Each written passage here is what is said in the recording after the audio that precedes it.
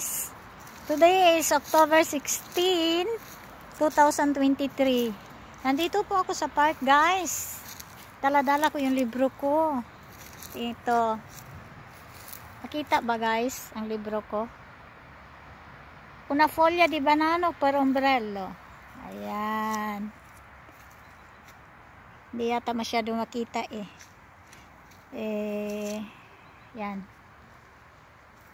Yan. Saya ako ito guys. Pasalamat ako sa Panginoon. Pag nandito ako sa park, ang saya-saya ko guys. Yan. At saka malamig ngayon. 20 degrees. Ako nilalamig ako. Buti na lang may sharp. Ayun na guys, sinasabi ko kanina, marami na siguro ako, balik-balik na lang. Yun lang ang sinasabi ko guys lagi. Dumating ang libro ko, ayun. Tsaka kaninang umaga, galing Rome. Itong libro ko guys, matagal itong ginawa namin. Last year pa, October. Last year, nag-umpisa. At saka yung talagang unang nakita ko ito noong August 2022. Nakita ko sa YouTube. Scrolling down sa YouTube. Merong doon. Kung gusto mo raw na yung life mo sa buhay maisulat sa isang libro. Yung story mo sa buhay pala. Ayun, na-fill up ako. Kasi, yun naman talaga ang ko, tagal ko ng dream. Yung kasi nakikita ko lagi doon. Sabi ko na, nagtrabaho ako 25 years sa agency ng mga magazine. Kaya nakikita ko lahat ng mga libro ba, mga malaki, maliit, maganda, pangit. Basta dumadaan sa kamay namin yon, yung mga luma. Kaya yun, biro mo, 25 years, yan ang lagi mo nakikita, araw-araw. Kaya yun, parang na-develop ang dreams ko ba. Sabi ko, kailan ako kaya magkaroon ng libro, yung buhay ko may sulat sa isang libro man lang, librong maliit, ganyan ang sabi ko. Ayun ang ko ba, dreams ko, ganyan.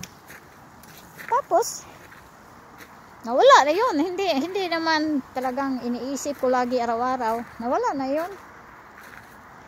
Tapos nung lumipat na ako sa simbahan 2019 pala yung peregrinadyo ko.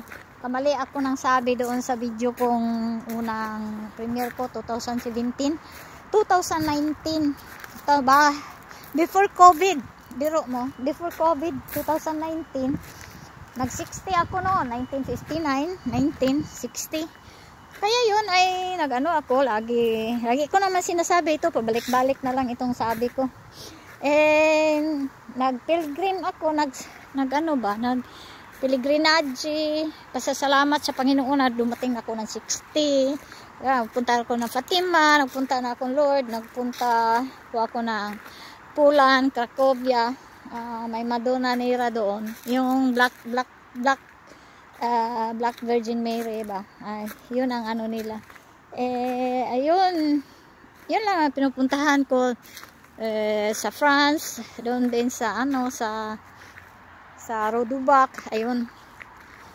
Nung pag-uwi ko guys, nung umuwi na ako, tapos na ang pilgrim ko dahil sa Portugal, sa Fatima, April yun. Tapos September naman doon sa Lourdes sa France, ganon. Tapos October nagpunta ng sa Aylesford in England. Ayun. Kaya yun, naisipan ko nung umuwi ako, may isang senyora sinabi ko kung saan ako nagpunta, ganun. Sabi niya, uy, ang ganda ng ng story mo. Maganda ilagay yan sa sa isang libro. Sabi niya ganyan. Sabi ko, ay, nako, tagal ko na yan iniisip. 25 years. Paano ba? Sabi niya, ay, maghanap tayo ng journalist. Yun ang sinabi niya, journalist. Sabi ko, saan ba hanapin yung journalist na yan? Ayan. Di wala na, 2019 yun, wala na rin sa isip ko. Ganyan. Ay, 22. Noong 22, dahil nag-YouTube. Hindi naman ako lagi sa YouTube noon, dahil lagi ako sa FB. Sa YouTube, lang, pa salta-salta. Nag-umpisa tayo ng YouTube, no? Ako, August, ako po nag-umpisa ng YouTube. Galing Pinas.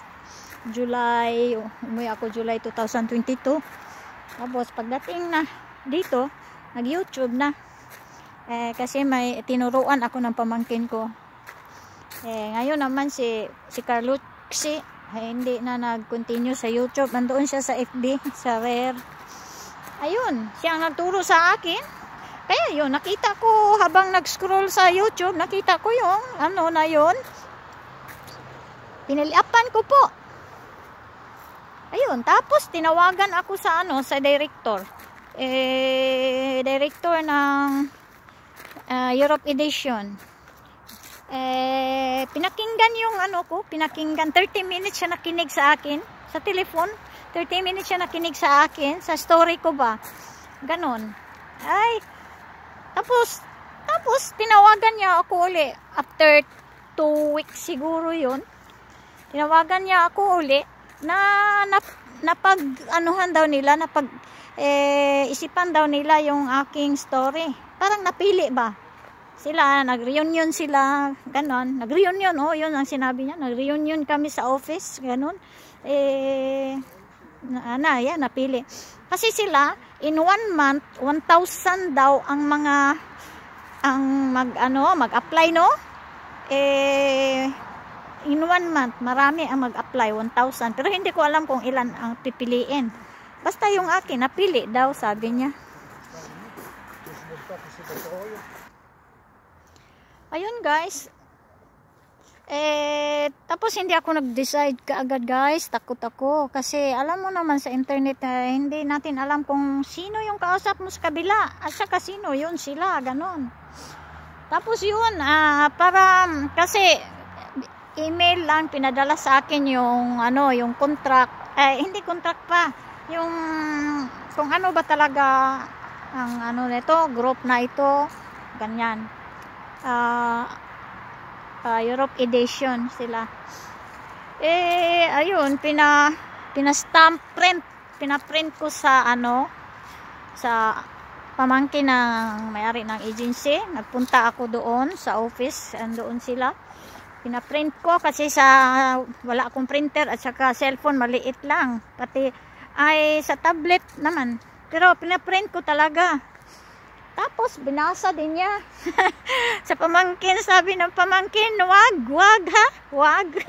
Sabi niya, kasi hindi free yun may bayad.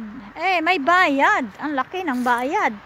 At saka 1,000 euros. Hindi ko sabihin sa inyo po.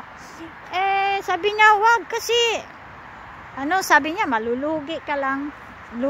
Malulugi. Sabi ko, sige, hindi. Ganyan, basahin ko lang maigi. Pero sa loob-loob ko, talaga, sabi ko, kahit malulugi ako, basta ang dreams ko comes true.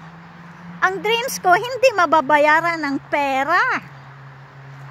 Sabi ko, sa loob-loob ko lang, pero sinabi ko sa kanya, yes. Ay, ayaw ko. Hindi ko gagawin yan. Ganyan. Ayan. Pero ngayon, bibigyan ko sila ng mga libro. Sabihin na, yung tigas ng ulo mo talaga. Kasi hindi ko bibigay. Babayaran ko. Mahal. Ang isang ang price nito guys, ayan oh. 15 euro 50. Ito, maliit na to. Maliit lang. Mahal na ngayon eh. Hindi, pabayaran ko. Pero, alam ko na sasabihan niya ako, nakong tigas talaga ng ulo mo. Sayang-sayang ka lang ng pera. Hindi. Ako, yun nga sinabi ko na kung hindi ito totoo, kung anong mangyari dito, pasensya, ibig sabihin na kung malugi man ako, malugi ako para sa sarili ko. Nalulugi nga ako, ang dami kong pera nawawala, hindi para sa sarili ko. Pinautang sa iba na hindi na naibalik. Kaya ngayon, sabi ko, ito ang decision ko. Totoo man o hindi sila, basta okay lang. Ayun. Ayun guys, ang story. Medyo mataas-taas na ito. Ibahin, na lang. I-continue ko na lang. Ganon guys, nandito ako sa park, walang masyadong tao kasi malamig nga, 20 degrees, lamig na, kaya wala dito masyadong tao. Ganitong oras dati marami, maganda naman panahon, wala namang ulan. Ayun guys, 50 lang ang hiningi ko. Nandoon sa nila, sa bodega nila yung iba. 250 total sa akin. 250 total sa akin, 750 sa Casa Editrice. Sila ang magtitinda noon, silang magtitinda noon. Sa kanila 'yun. Ang akin 250. Pero hindi ko kinuha lahat ang 250 kaya ang akala ko, sus, ang dami. Ang dami. Hindi magkasya sa bahay ko. Noon dumating kaninang umaga ang 50. Akay, maliit lang pala na karton. Ang tawa ko talaga. Ang liit lang pala, oh. Tingnan nyo kung ang gaano kaliit. Ayan, ang liit-liit lang. Kaya, kaya yun. Kaya ganon, ipang-distribute ko ito sa sa mga kakilala ko. Yung bibenta ko sa mga kakilala ko para maibalik yung pera ko. Pero masaya ako kahit hindi maibalik ang pera ko. And dito sa Whitey, dito sa Whitey, lugi naman tayo dito, hindi naman tayo YouTuber na tunay. Lugi. Pero lugi lang tayo sa pera, pero hindi tayo masaya tayo. Pilomino ako masaya. Kasi may kausap, merong kasama. Kaya, hindi ko inaano yung pera na malulugi. Katulad dito sa libro ko. Nako, nalugi na nga ako, pero at least my dream comes true. Masaya ako sa loob-loob ng heart ko. Diba? Yun. Yung hindi mababayaran ng pera, ng money. Hindi, iba ang emotion. Ay, nako, umiyak ako nung dumating kanina yung binasa ko yung ang emotion, yung ewan ko, iba tayo. Ako iba, hindi. Ay, ganun ako, hindi ako madikit sa pera. Kung lang, makakain lang ako ng makabayad ng mga bills dito sa Europe. Walang utang, okay lang. Tapos marami namang nagbibigay sa akin ng hindi. Maraming nagbibigay, katulad ng mga damit, mga ganyan. Ito pa, mahal yan pag binibili. Pera yan. Hindi ako bumibili na, marami nagbibigay. Kaya ganun. Sige guys, ang haba-haba na ng ko ha. Hanggang dito na lang. Thanks for watching. At saka, thanks for your support.